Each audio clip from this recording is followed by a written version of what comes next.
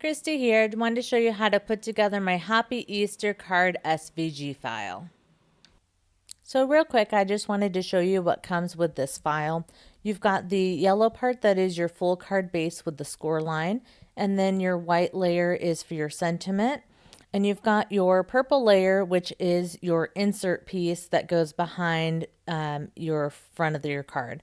And then the pink part, if you're using the Cricut Joy with the card mat, that would be what you're going to cut out on the front of your pre-made card. Okay, so here we are cutting out the base of the card. Since I'm not using the Cricut Joy, I am cutting out the entire base. Like I was saying before, if you're using the Cricut Joy and you have the card mat, you would go ahead and cut out your base card, which is 4 1/4 by 5 1/2, and score that down the center. And then you would use the small cutout piece to cut on your mat. But since I'm using my Silhouette Cameo, I went ahead and used the full cutout piece. And I'm just flipping my mat over here and carefully peeling everything off my mat. I like to do it this way when I've got intricate designs like this because you can easily tear and warp your paper. So I like to reverse it and just kind of pull the mat off of the paper. And then I'm just really taking my time around those words. I like that the mat's clear so I can still see through it to make sure I'm not ripping anything. And then just using my hand to kind of keep everything on the table while I peel off my mat. So you can see it did a really good job that way. And I've only got maybe one little spot here that I still need to peel out of my card. Okay, so there is the cutout and the full card. So now we're going to go ahead and find that score line, and I'm going to pull out my bone folder here, and we're just going to crease on that score line. It is a little bit difficult with that slit cut pretty close to that score line, so just be careful, make sure it's folding at the right place. And I like to fold from the back and then use my bone folder to really get that score line nice and pressed in.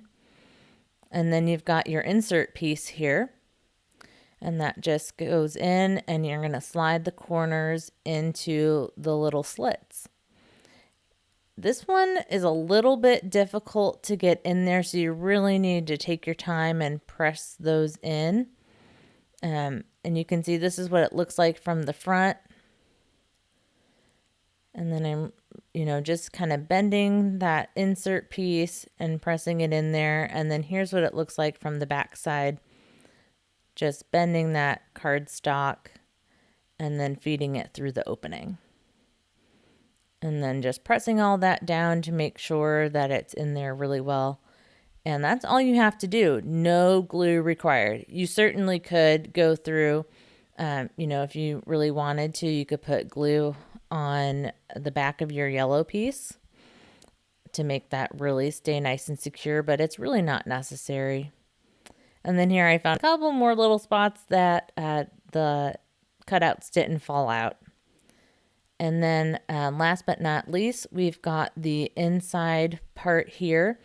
That is where you can put your sentiment.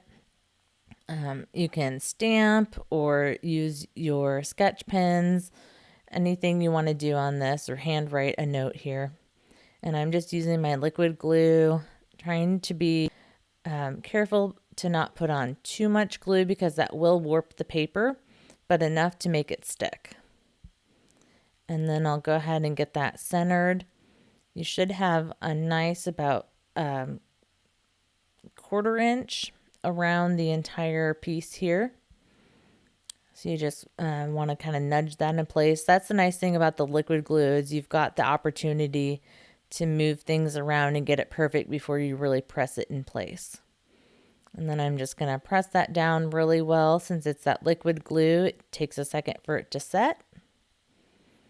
And then that's it. How's that for a quick and easy card? So here you go, another look at it here. That's the front with the insert in there, and then the inside where you can write your sentiment. Thank you so much for watching. If you enjoyed this video, hit like and subscribe so you don't miss out on any future how-to videos. If you're interested in purchasing the design used in this video, check out craftychristyscreations.com. Until next time, with love, Crafty Christy!